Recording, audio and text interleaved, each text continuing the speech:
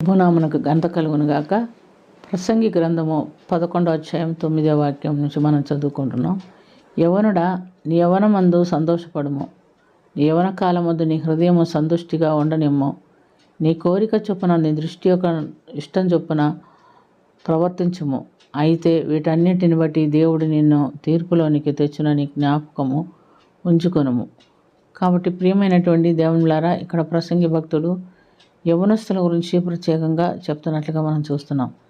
నేటి దినాల్లో క్రైస్తవ కుటుంబాల్లో ఉన్న యవనస్తుల్ని తల్లిదండ్రులు కూడా ఎవరు కూడా కంట్రోల్ చేయలేకపోతున్నారు. వారు చిన్న వయసులోనే పిల్లలు ఒక టీనేజ్ వచ్చేటప్పటికి వాళ్ళు ఏదో ఒక ప్రమోషన్ వచ్చినట్టు, ఏదో కొంచెం పెద్దవాళ్ళు అయిపోయినట్టు, ఏదో గొప్పవాళ్ళు అయిపోయినట్టు ఫీల్ అవుతూ ఉంటారు. ఇందులో మనం గమనించినప్పుడు వారు చెప్పిన మాట వినరు. వారి ఇష్టం నా ఇష్టం మాకు తెలుసు అని అంటారు పిల్లలు. అలా ముందుకు పోతున్నటువంటి సమయంలో ఈ దినాల్లో అయితే చాలామంది యవనస్తుల పిల్లలు ఫోన్కి అడిక్ట్ అయిపోయి ఉన్నారు. వాళ్ళు ఫోన్ చూసి 9th క్లాస్ నుంచి పిల్లలు స్కూల్కి పోవటానికి ఇష్టపడలేదు. ఆ ఫోన్ చూస్తూ ఇంట్లో గడపాలని ఇష్టపడే చాలామంది పిల్లలు ఉన్నారు. వాళ్ళు 10th క్లాసు ఇంటర్మీడియట్ మంచి మార్క్స్తో పాస్ అవ్వాలంటే చాలా కష్టంగా ఉంది. మనం యవనస్తుల జీవితాన్ని గురించి గమనించినప్పుడు సంసోను మనకు ఉదాహరణగా ఉన్నాడు. సంసోను తల్లి గర్భం నుంచి నాచీరు చేయబడినవాడు. అతను పుట్టిన తర్వాత పెరిగి పెద్దవాడు అయిన తర్వాత తప్పకుండా ఆ మాట తల్లిదండ్రులు అతనికి చెప్పి ఉంటాడు. అతను తెలిసిన వాడే అని మనం గమనిస్తున్న అతను వాగ్దత్త పుత్రుడు అనే సంగతి ఆయనకి తెలియకుండా ఉండి ఉండదు. కానీ అతడు పెద్దవాడైన తర్వాత అతనిలో కలిగిన మార్పులు మనం చూస్తున్నాం. పెద్దవాడైన తర్వాత అతను ఏం చేశాడని మనం గమనిస్తున్న న్యాయాధిపతుల గ్రంథం 14వ అధ్యాయంలో అతడు ఫిలిస్తీన్ల అమ్మాయిని చూసి ఆమెని నేను పెళ్లి చేస్తాను అంటున్నాడు. ఆమెను పెళ్లి చేసుకున్నాడు, కానీ సంసారం చేయలేకపోయాడు.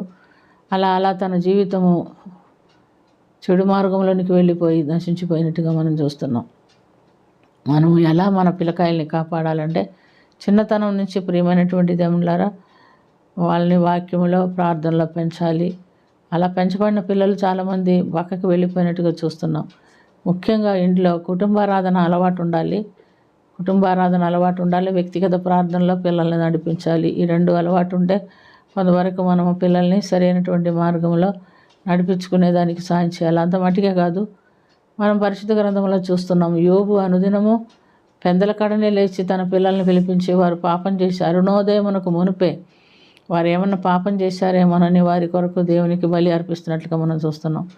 మనం కూడా పెందల కడనే లేచి మన బిడ్డల కొరకు దేవునికి సమర్పించి ప్రార్థన చేయటము, వారిని ప్రార్థనలో కూర్చోబెట్టడం కూడా మనం అలవాటు చేసుకోవాలి. మరి దావీదు యొక్క జీవితం మనం గమనిస్తే అతడు అన్ని వయసులోనూ దేవునితో సహవాసం కలిగి ఉంటున్నట్లుగా మనం చూస్తున్నాం. దావీదు అరణ్యంలో గొర్రెలు కాస్తూ దేవునితో సహవాసం చేస్తూ బాల్యం నుండి దేవుని ఆత్మచేత నడిపింపబడిన వాడు అయి దేవుని హత్తుకొని ఉన్నాడు. అయితే దావీదు కుమారులను మనం గమనించినట్లయితే వారిలో ఒక్కొక్కరు ఒక్కొక్క విధమైనటువంటి పాపములతో నిండి ఉంటున్నట్టుగా చూస్తున్నాం. మనం సహజంగా మనం చిన్న వయసులో కష్టాలు పడితే మన బిడ్డలు కష్టపడకూడదని మనం ఆశిస్తాం. అందుకని వాళ్ళని కొంచెం గారాభంగా పెంచుతాము. వారి దావీదు కుమారులు కూడా వచ్చినటువంటి మార్పులు ఇవే.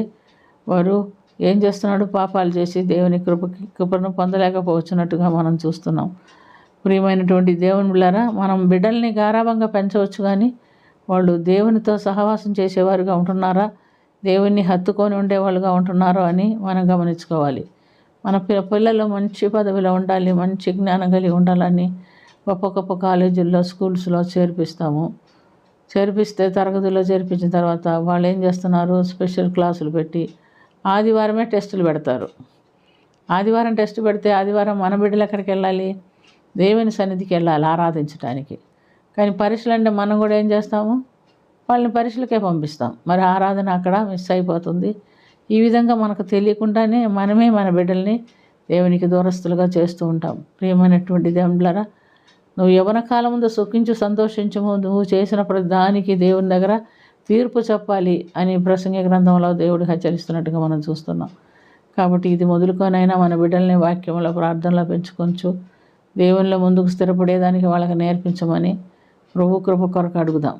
ప్రేమ కలిగిన తండ్రి, నువ్వు మమ్మల్ని ప్రేమించి మాకు యవ్వన బిడ్డలను ఇచ్చావు ప్రభువా, నీకు వందనాలు నాయన. వారి యవ్వన కాలం అందు మార్గం తప్పిపోకుండా దేవా నిన్ను ఎరగకుండా ఉండుటకు సహాయం చేయమని అడుగుతున్నాం. వాళ్ళు నిన్ను ఎరగకుండా ఉండకూడదు ప్రభా, నిన్ను ఎరిగి జీవించాలి, నీ మార్గంలో జీవించాలి, వారు నిన్ను కలిగి జీవించాలి.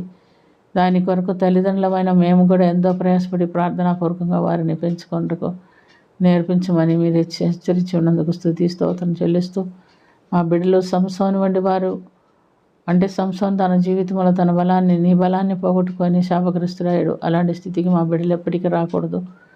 నీ చిత్తానుసారమైనటువంటి జీవితం యేసు ప్రభు వలె 30 సంవత్సరాల వరకు తల్లిదండ్రులకు లోబడి నీ తల్లికి సహాయపడుతున్నట్టుగా చూస్తున్నాం. తర్వాత 30 సంవత్సరం యాజకత్వం చేశాడు. మరి మానవ జీవితంలో ఇది సాధ్యమని అక్కడ చూస్తున్నాం. కాబట్టి అలాంటి ఆత్మీయ జీవితం మాకును మా బిడ్డలకును దయచేసి దీవించమని కరుణించమని యేసుక్రీస్తు పుణ్యనామమున మిక్కిలి వినయంతో అడిగి వేడుకొనుచున్నాము తండ్రి. ఆమేన్.